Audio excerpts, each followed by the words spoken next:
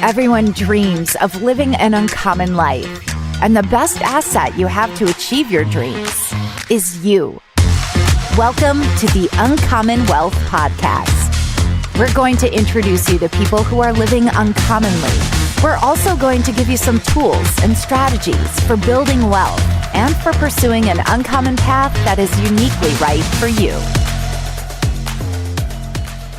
Hello and welcome everybody to another episode of the Uncommon Wealth Podcast, where I'm your host, Phillip Ramsey. And this is Cody Kowalski. Holy cow. Cody Kowalski in the house. Cody Kowalski is here. Gotta love it. Uncommon Wealth Partners building.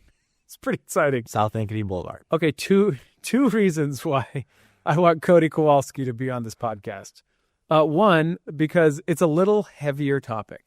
Yes. So we're not going to try to go in the weeds. We're going to try to pull out. Our job is, as soon as we start going to the weeds, we pull them out. Keep it approachable. That's exactly right. That's right. The second reason is because every time Cody's on the podcast, things go viral. Yeah, what happens, Phil? It just goes to the moon. It just blows up. We have 15 clients calling. Gosh, just throwing money at us. Yeah. It gets outlandish. And so, Millions. hey, we're ready to open the doors up. Yeah. Let's bring Cody Kowalski back. And he's also an employee now. He's graduated. That's right. It's a pretty big The young deal. buck has graduated. The young buck is graduated. Licensed. Oh, yeah. Oh, Dude, yeah. he can do the whole thing. CFP coming. It's big coming. deal. Yeah. So, anyway, thanks for being on the show. You're always welcome. Is that what you did? What's that? We're always welcome. You're always welcome. Don't worry about it. Doesn't matter. Okay. So we're going to start with how in the world did this concept even come up? We're not even going to tell you what the concept is. Cody read this book before he went back to college, Tax Planning to and Through Early Retirement by Cody Garrett and Sean Mullaney. Really awesome. He was super excited about it. So I will have you talk about this book. Yeah. And what you thought about it, and maybe kind of a nugget that you were like, maybe we can implement this at Uncommon Wealth Partners. I feel like whenever you Google something or you're diving into something, there's always this perspective here and this perspective here, and you're trying to bring it together. And I feel like this gave us a framework of start to finish, of starting when you're investing to when you're graduating, and how you plan for taxes accordingly. So it's really helpful. And along that journey, they talk through some different strategies. And one of them that we found super helpful was asset location. Yeah, it is. It is powerful. But before we jump into that topic specifically, we want to talk about asset allocation. And that's, I think, a concept a little bit more people are familiar with. Yeah. So asset allocation. It's all about the roller coaster. It's all about the roller coaster. Yeah. What kind of roller coaster do you want your money on? And if you put your money on the wrong roller coaster, you get sick. And you're going to freak out. You're going to get scared. So how we do it at Uncommon Wealth Partners is we have you take a survey, and that survey kicks out a number. That number is a percentage on equities and bonds. What are equities? Great question. Equities are historically something that grows a little faster than bonds, but they're a little bit more volatile. Bonds, also called stocks. Yes. Right. Bonds are something historically that grow a little slower, but less volatile. Yep. So when you kick out this survey, or kind of the end of the survey, it gives us a percentage. For this example, we'll say a 65%. Always the equities are first. Yep. Then the bonds are second. So if 65% are in equities, 35% are going to be in bonds. And so then when the market goes down, say we have a stock market crash because of the AI bubble, everything's going on, everything's crazy. What happens then when you're in a 65-35? It will go down. It will go down, but not as much? Probably won't go down as fast as an 80-20. Yeah. Yep. Yeah. Okay, so whenever you say asset allocation, we look at a client, let's say have 3 accounts. Okay. They have one account in an IRA or a 401k. Yep. They have another account of a Roth account. Love the Roth. You love the Roth. It's good when you're broke. It's not good when you don't have a ton of money. And then the other one is a brokerage account or a joint account. Okay. Asset allocation would then do what to each one of those? Asset allocation? Yes. Well, what we would do is you would come in and we would have you take the survey, and then we would figure out, okay, you're a 65 stocks, a 35 bonds, and we'll put you in a 65-35 for each of those accounts. That's right. The difference is the taxable account, we might put you in a 65-35 portfolio and we'd be more tax deficient. We'd probably buy investments that are not as tax heavy. Yep. Just because we want to be good stewards of your money. Yeah. And we want it to grow tax efficient. So we look at each account and we put them up in a 65-35 blend or portfolio. Okay, but asset location, game changer. Total game changer. Okay, so let's go back to that example. And for this example, moving forward, we're going to say 65-35. Yep. And then for each account, we're going to say $500,000 each. Okay. Just so I you like know. it. I like it. $500K each. Yep. Got it. Okay. So what would we normally do with the $500K each? So on a macro level, it's $1.5 million. What we would normally do, or what most investors would normally do, is split each of those, the 401k, the Roth, and the taxable account. They split each of those in a 65-35. That's right. That's what Asset allocation. That's asset allocation. Okay, asset location. Now we're going to start kind of formulating that. And that's going to be the macro view. We're going to step out in the portfolio as a whole. We want that to be at a 65-35. But the way we get to that 65-35 is a little different. Can be very different. And we strategically try to get that way to that 65-35 differently. So the numbers doesn't change for the risk tolerance. That's right. That's what's important. So whether you do it the option A or option B, it's going to be a 65-35. That's right. How we get there is different. That's exactly right. And so for the asset location, now we have to start looking at tax treatments in each account. That's right. Oh, baby. Oh, baby. Now, why would you want to look at tax differences?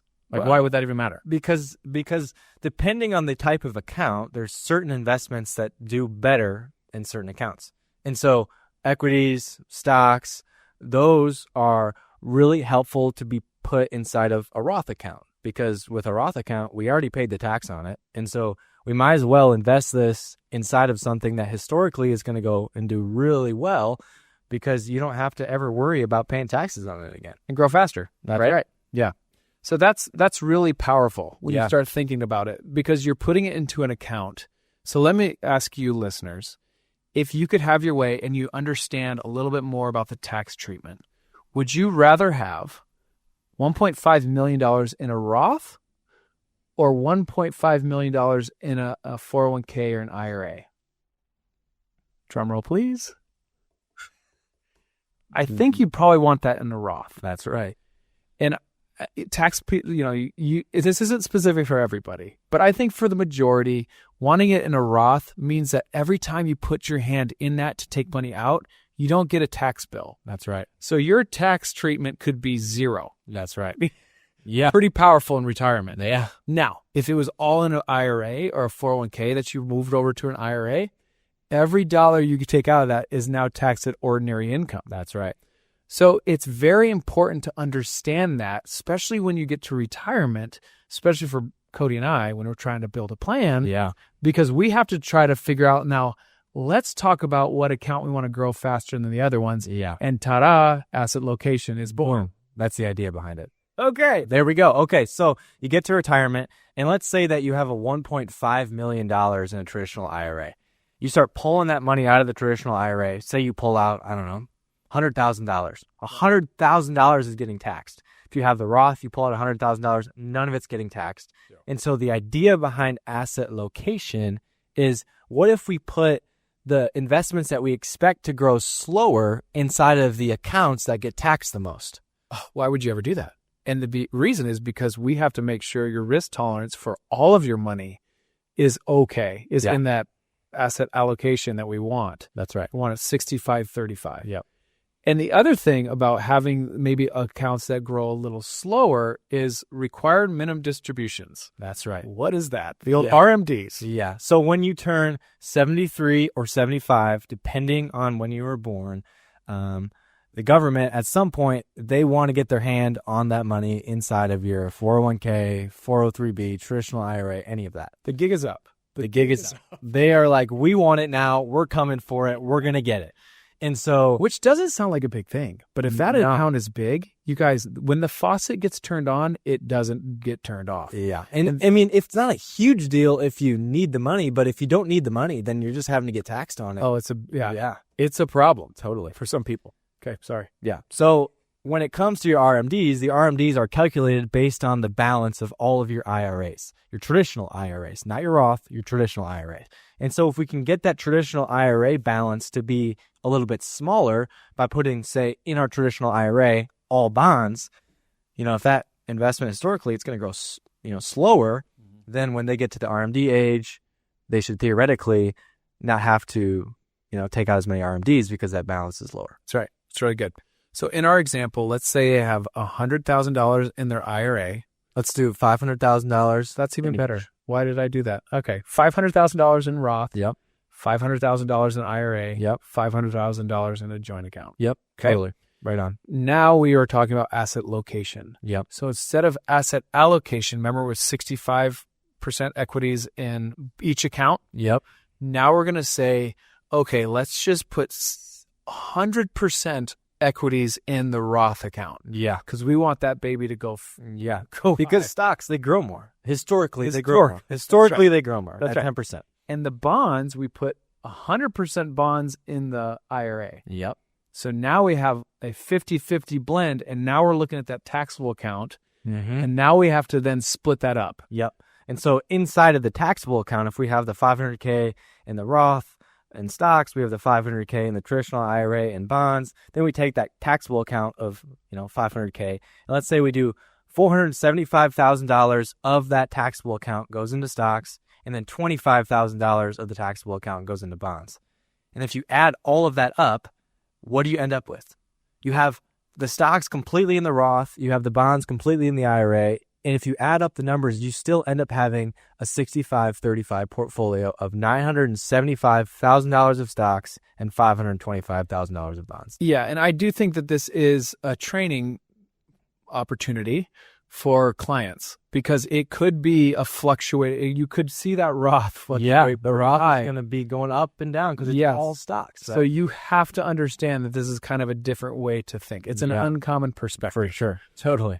But I do think that at the end of the day, like we were talking about, I'd rather have more money in my Roth than my IRA. Yeah. Because then my IRA's RMDs aren't that big. Yeah. And my Roth, I can always get at it tax-free. Yeah. For sure. And I mean, you can usually expect from this, depending on the individual's tax bracket, if they're in a 32% tax bracket, this is a really, really big deal. Yes. If they're in a 10% tax bracket, it's not really that big of a deal. Right.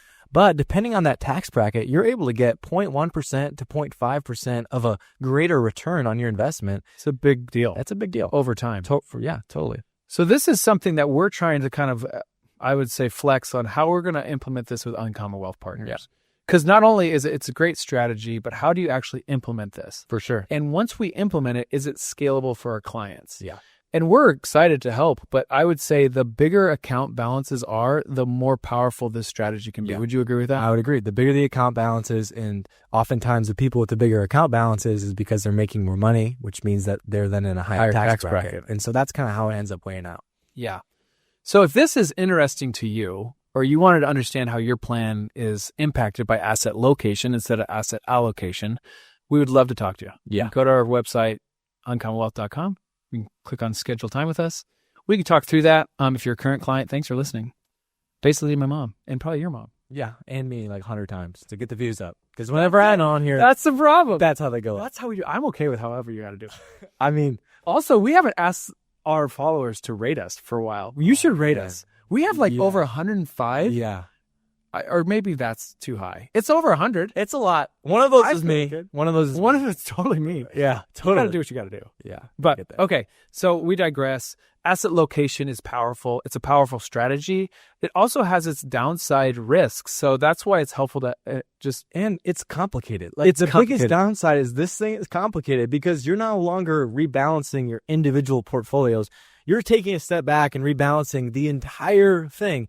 And so you're having to have this big view. It's more complicated, takes more time. And, if you're in a low tax bracket, it might only be 0.1%. You know what I mean? It's like, for all that work, who knows? So, yeah. But we're happy to be on this journey with you. Thank you for listening. You've been listening to Uncommon Wealth Podcast. Until next time, Cody Kowalski. See ya.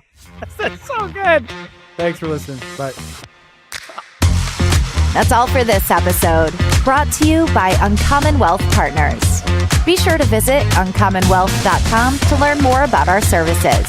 Don't miss an episode as we introduce you to inspiring people who are actively pursuing an uncommon life.